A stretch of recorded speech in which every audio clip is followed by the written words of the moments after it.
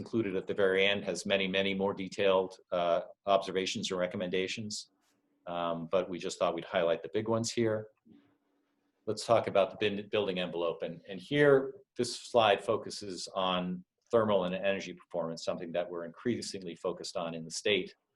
And in the past years, our understanding of what's required to make an energy efficient building has improved significantly. And as noted previously, we're seeing in the walls, so we're talking about wall insulation here, 1937, 1957 uninsulated 69.5" of rigid board gives us R6. What we're really looking for, actually I have this around the wrong thing, we're looking for in our masonry buildings a continuous exterior insulation layer of 13.3 R, and for our metal frame building, this red box should be around here.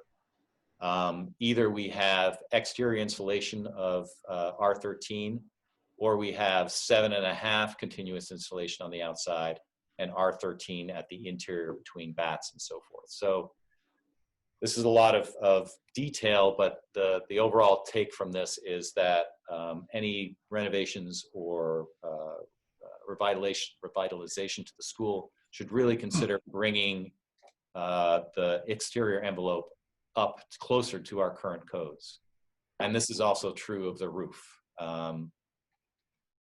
We get, some insulation, but I'll note here we've got somewhere between 19 and 23, 24 at the 1937 attic space. Would be looking for almost R50 if we were to meet current code there. So all of these, again, except perhaps for the 2007, are significantly below what the target would be if we were building this building today. Finally, or not finally, but there are a couple more. We took a look at the windows in the building. 1937 maintains the double hung historic windows with an outside exterior storm. Those are in reasonably good shape, but would require some work. The 1957 windows have been renewed and removed in the 1989 construction. There are still some 69 vintage windows that exist over on the west side of the building. Those are now 50 years old and they're failing. And the original windows that were used in the 1989 construction weren't necessarily of the best quality. They are now been there for a little over 30 years, and we see evidence of those coming to the end of their useful life. Certainly the windows that we have access to now and that we could replace would provide a significantly better level of thermal performance than what we have there today. And then another big issue that we face is that in kind of overall summary, the building is very leaky.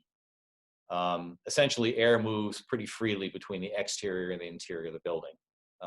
And you can't really control the interior environment without being able to shut down that airflow between the exterior and the interior of the building. And this is called essentially in the terminology today as an air barrier. What we try to do is connect multiple elements of the exterior envelope construction together to prevent air from freely moving from the outside to the inside. So again, if we are to make this building a high performance building in any future renovation, we really need to address shutting down the airflow that currently exists. I will say that during our site visit, we popped up a ceiling tile up in the ramped corridor just outside the administrative suite, and there was a breeze, a blowing breeze going through that ceiling space. So we know that air is getting into this building. And you're not being as efficient as you could be. So on to other issues about the exterior envelope. Roofing membranes, here's we were there during the time that it was completely covered with snow.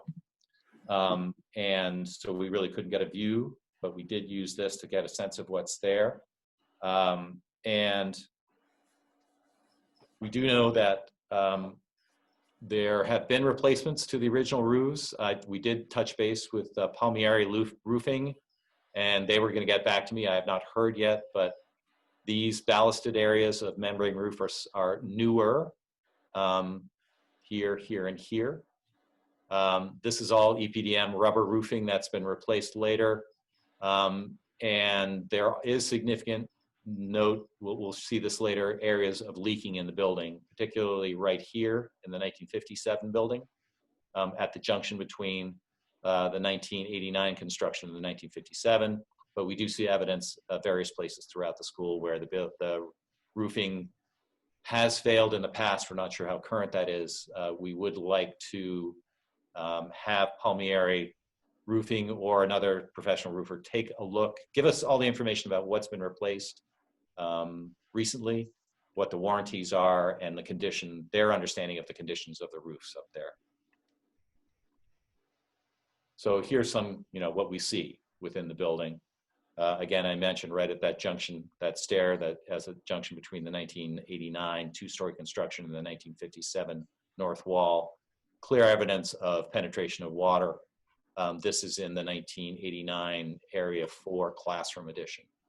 So we would recommend a more in-depth survey of the membranes and flashings, the coping and roof edges, and of the roof conditions up there. Looking at the exterior walls of the building, particularly in 1937, the 1937 building, there was a recommendation made earlier for a complete repointing of the mortar joints that join the brick together. There may have been some selective repointing that was done, and again, this was to address water penetration to the interior of the building. That water penetration is still happening, and there's still clear evidence of some failure of these joints. That's something that should be addressed to deal with some of the water penetration and damage to interior finishes.